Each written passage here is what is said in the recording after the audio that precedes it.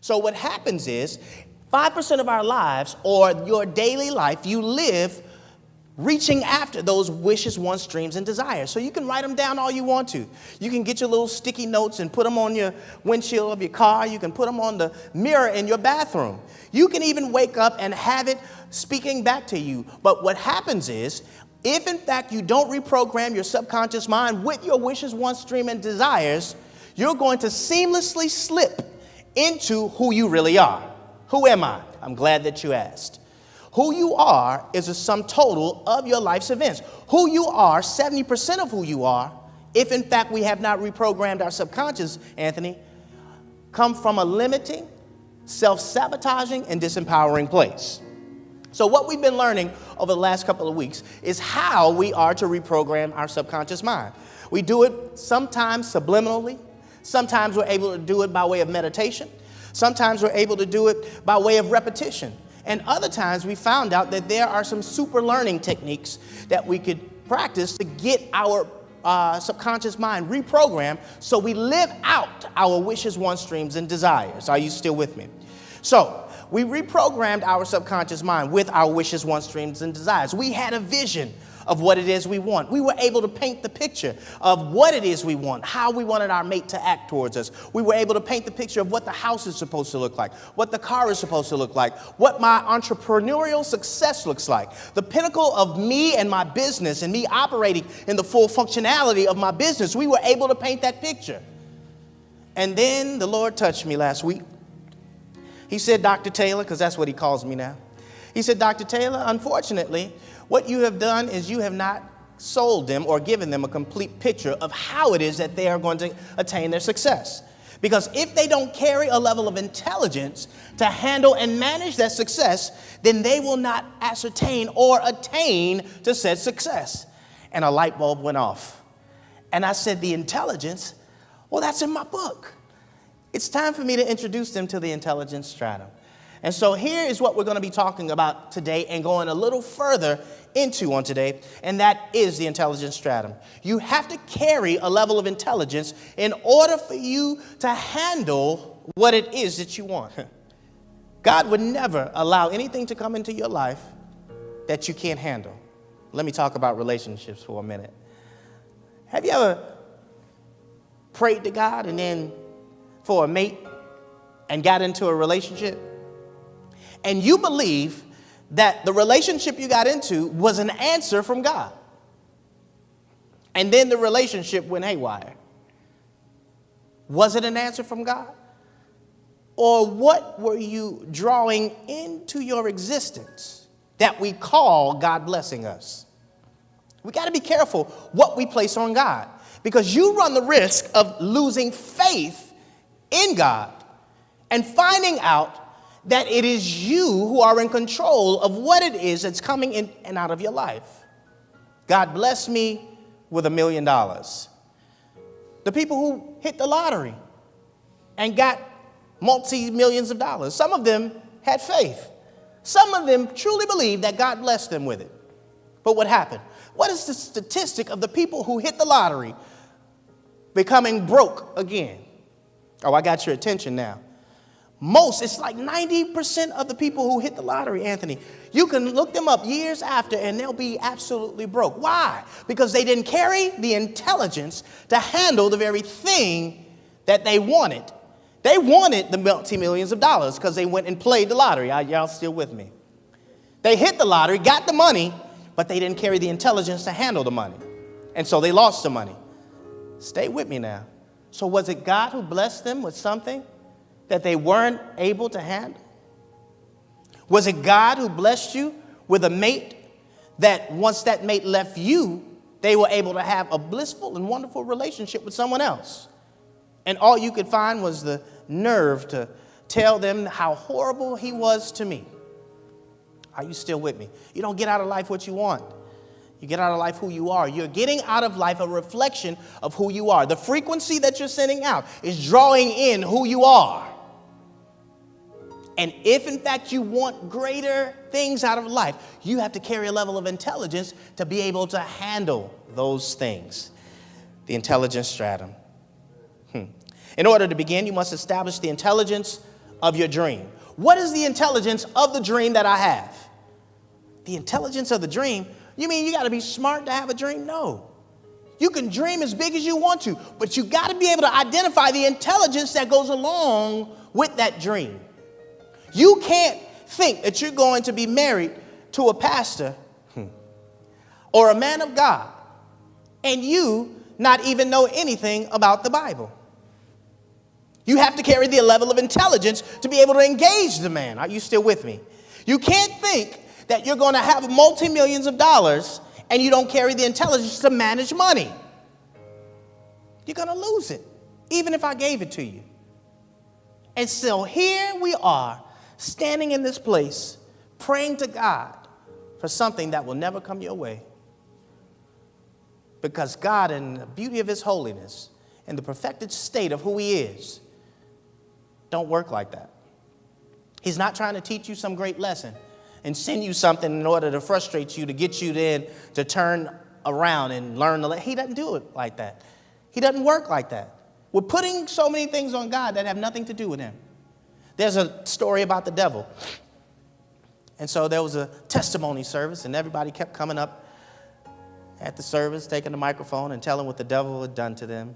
The devil did this. The devil stole my car. The devil stole my mate. The devil made me do this. The devil made me do that.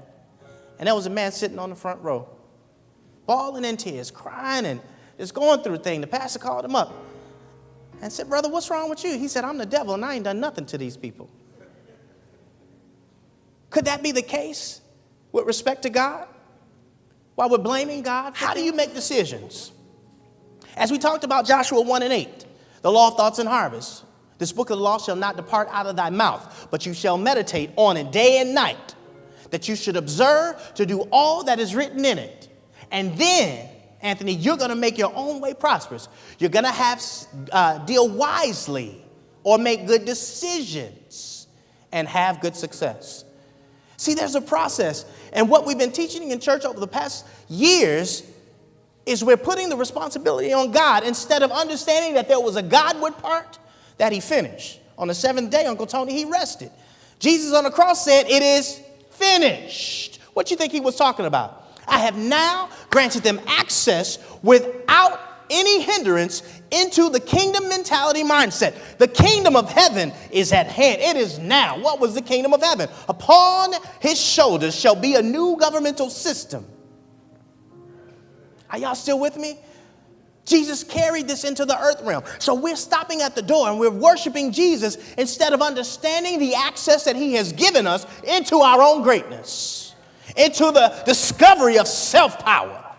And what I'm going to explain to you is the science behind it. How is it that I carry self-power to make things happen?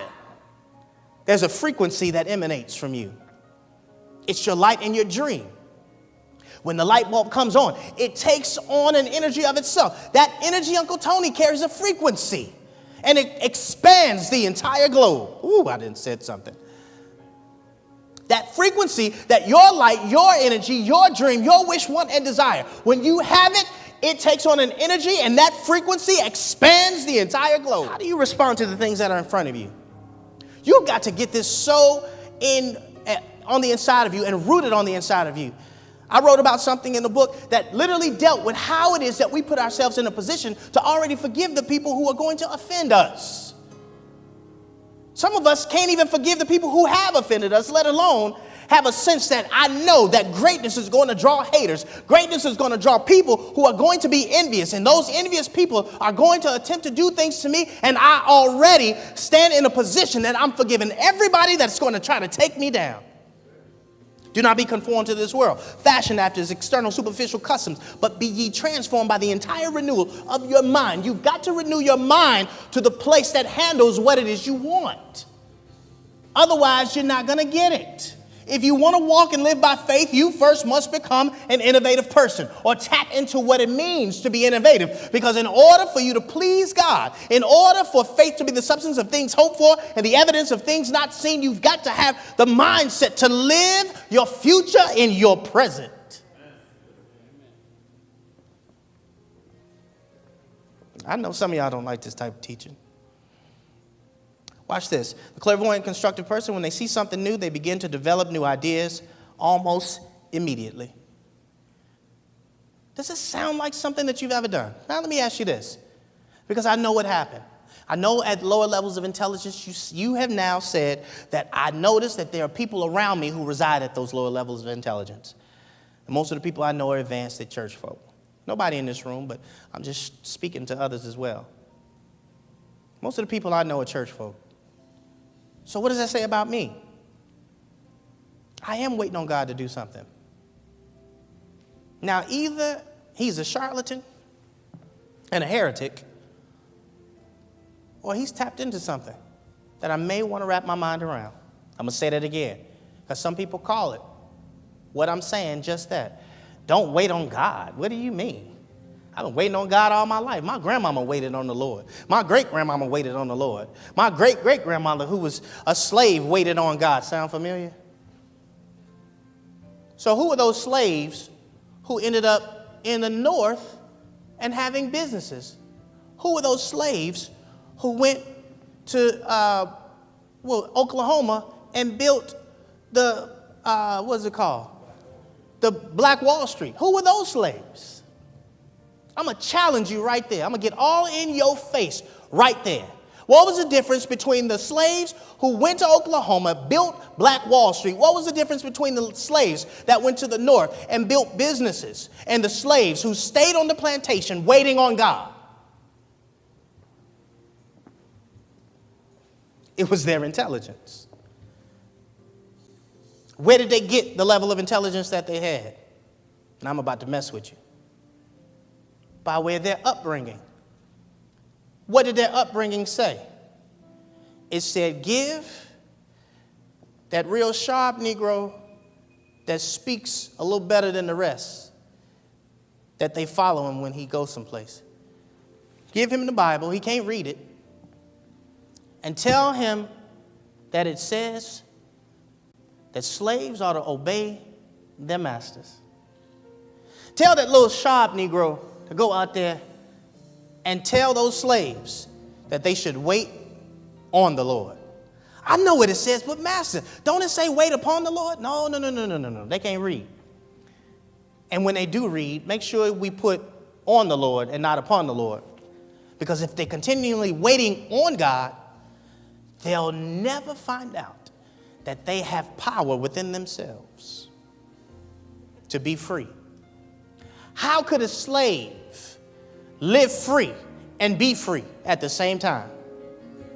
How could a slave end up leaving the plantation on Black Wall Street creating businesses?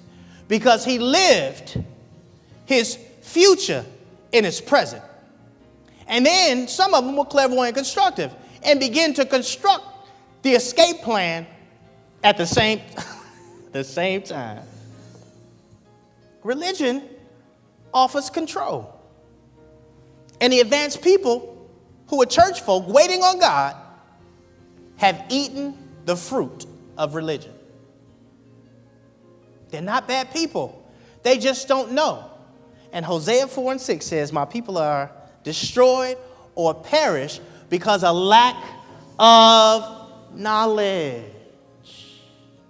So maximize your potential. Reprogram your subconscious with your wants, your desires, your dreams. They are going to take on a light. Then it's going to emanate. But now the work comes of you carrying the level of intelligence to manage what you say you want, Anthony. You say you want all of this.